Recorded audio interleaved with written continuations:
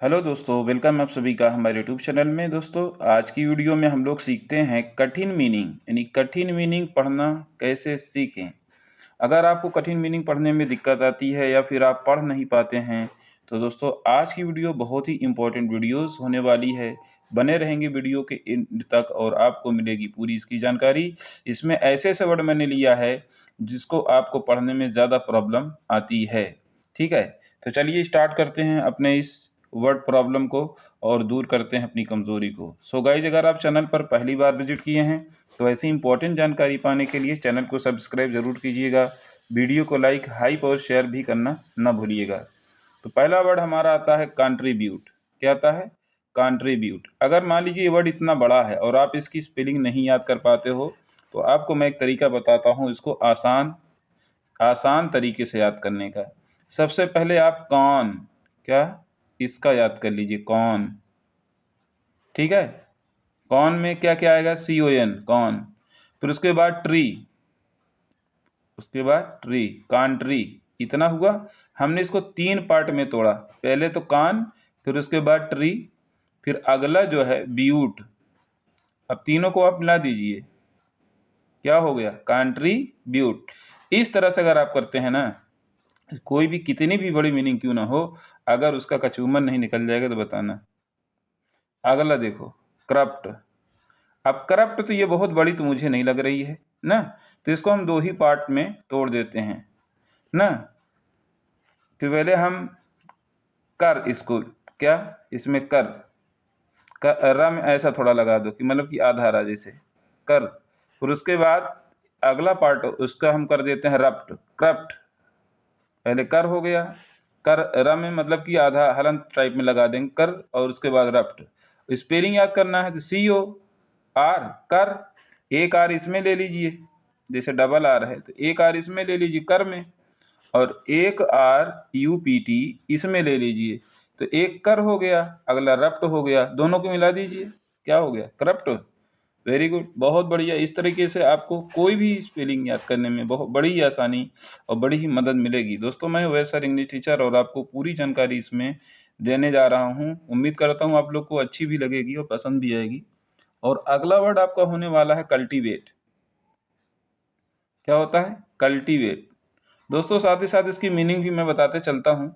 Contribute की meaning जो होती है योगदान। जैसे किसी चीज़ में आप योगदान दे रहे हैं, पैसा दे रहे हैं या फिर अपनी मेहनत दे रहे हैं तो उसको योगदान कहा जाता है। करप्ट की मीनिंग दोस्तों होती है भ्रष्ट। करप्ट से बना हुआ वर्ड है करप्शन, जिसका मतलब होता है भ्रष्टाचार। फिर उसके बाद है कल्टीवेट। ठीक है, मीनिंग तो हम बाद में भी आपको तैयार करवा देंगे, पहले आप लोग पढ़ना तो सीख जाइए।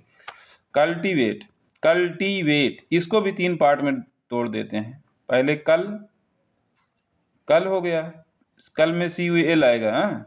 उसके बाद टी में TI, कल्टी। फिर उसके बाद वेट क्या कर दीजिए बढ़िया से, VATE, वेट, कल्टीवेट। इकट्ठा कर दीजिए इसको, कल्टीवेट। ओके। अब उसके बाद है डिजेक्शन। तो इसमें हम D प्लस जेक्शन, जेक और सन 3 भाग में कर देते हैं इसको भी। चलिए हम इसको करते हैं डी हो गया, डी में आपका DEE आ जाएगा। उसके बाद जेक में JEC, जेक। फिर उसके बाद सन वाला भाग ले लीजिए। देखिए TIO अगर आता है तो इसको पूरा हम जो सिटी वाला सा होता है आपका वही पढ़ा जाएगा। अच्छा, TO ना पढ़िएगा, नहीं तो गलत हो जाएगा आपका। डिजेक, D प्लस जेक और सन, डिजेक्शन। ठीक है, ऐसे हम किसी भी वर्ड को तोड़ के आसानी से पढ़ सकते हैं। और भी वर्ड दोस्तों हमने दिए हैं, आगे आप देखते जाइए, एक से एक वर्ड हैं। इसको देखने के बाद आपको लगेगा कि हाँ सर, ये वास्तव में हमारे लिए प्रॉब्लम खड़ी करते थे, लेकिन आज के बाद, वीडियो देखने के बाद आपकी सारी प्रॉब्लम समाप्त होने वाली है। क्योंकि कहा जाता है ना, डर के आगे जीत है, तो जीत होगी ज़रूर आपकी। लेकिन आप लोग लगे रहेंगे और मेहनत लगातार करते रहें। 1-2 वीडियो देख लेने से कुछ नहीं होता। कोई अगर कहता है कि आपको बस एक वीडियो को पूरी अंग्रेजी सीख जाएंगे, तो सिर्फ हवा बनाना है, कुछ उससे होता नहीं है। बस हाँ, यह है कि नॉलेज मिल जाता है आपको, उतना नॉलेज तो मिल ही जाता है, लेकिन आप और भी मेहनत करते रहें। ठीक है, एक दिन आपको खुद लगने लगेगा कि हाँ, हकीकत में मुझे जो है आने लगा है। और जब आपकी प्रॉब्लम जिस दिन फिनिश हो जाए, समझ जाओ कि आने लगा आपको। ठीक है, ये मैं नहीं बता सकता, कि कब आपको आने लगेगा। ये आपकी मेहनत के ऊपर डिपेंड करता है कितना आप कर सकते हैं। ओके, अब चलते हैं हम डेलीब्रेट। डेलीब्रेट में भी इसी तरह हम कर दें, डेली पहले लिख दें, ठीक है। डेली के बाद बे लिख देते हैं, डेली बे, डेली और बे, ठीक। उसके बाद रेट लिख दीजिए, RATE रेट, डेलीब्रेट हो गया, ठीक। ये वाला हमने भी बता दिया आपको। ये है डिलाइटफुल, डिलाइट। हाँ दोस्तों, एक चीज़ बताते चलूँ कि जो ये जी है ना, यहाँ पे ये साइलेंट है, तो साइलेंट वर्ड को आपको ध्यान में रखना है। तो डी, उसके बाद लाइट लिख दीजिए, डी लाइट, उसके बाद डी, उसके बाद लाइट, 3 भाग में तोड़िएगा। उसके बाद फुल, FUL फुल, तो क्या हो गया ये हमारा डिलाइट फुल। ओके, फिर उसके बाद है डीमोलिश, तो DED हो गया आपका। बड़ा आसान है, कुछ भी नहीं रखा इसमें, बस खाली आप तोड़ना सीख जाएं बस। डीमो, उसके बाद लिश, डिमोलिश। उसके बाद जैसे डेरोगेटरी ना, तो पहले हम डेरो करेंगे, डेरो, DERO डेरो हो गया, फिर GA गे हो गया, और उसके बाद ट्री, डेरोगेटरी, ये भी हो गया बढ़िया ना। डेरोगेटरी का मतलब होता है अपमानजनक, ठीक है। डेलिब्रेट माने होता है जानबूझकर, इसका मतलब होता है प्रसन्नतापूर्वक, ठीक। डिमोलिश का मतलब होता है नष्ट करना, ठीक है। ये मीनिंग बता रहा हूँ इसकी, क्योंकि मीनिंग भी जानना जरूरी है कि कोई भी वर्ड अगर आप सीख गए तो फिर उसको कह क्या रहा है, उसकी मीनिंग जानेंगे तभी आप बता पाएंगे। ये भी आगे मैं तैयारी जरूर करा दूंगा, लेकिन पहले आप लोग पढ़ना सीख जाते हैं। चलते हैं तीसरे स्लाइस में।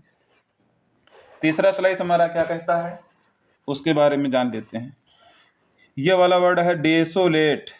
क्या है? डे, DE डे, SO सो, डेसो, और उसके बाद लेट लिखा है, LATE लेट, डेसोलेट, ठीक। फिर उसके बाद है डेस्टिनेशन, डे, डेस्टी ना, उसके बाद नेशन, डेस्टिनेशन, TIO को सब पढ़ा ही जाता है, उस पहले मैंने बताया ही है। पहले डेस्टी, उसके बाद नेशन, 2 पार्ट में तो हो ही जाएगा ये वाला, डेस्टी और नेशन, इतना तो याद हो जाएगा।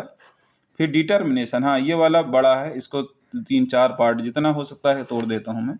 चलिए पहले डिटर, 3 पार्ट में आ जाएगा। पहले डिटर लिख देते हैं हम लोग, डिटर, उसके बाद मी, डिटरमी, उसके बाद नेशन, डिटर्मिनेशन। 3 पार्ट में आया ये वाला, 3 पार्ट में अच्छे से हो गया मुझे ना। फिर डी वाइस टेट, इसको भी तोड़ेंगे 3 पार्ट में, डी, फिर के बाद वाइस, डी वाइस, डी और वाइस, फिर उसके बाद टेट, डी वाइस टेट, ठीक।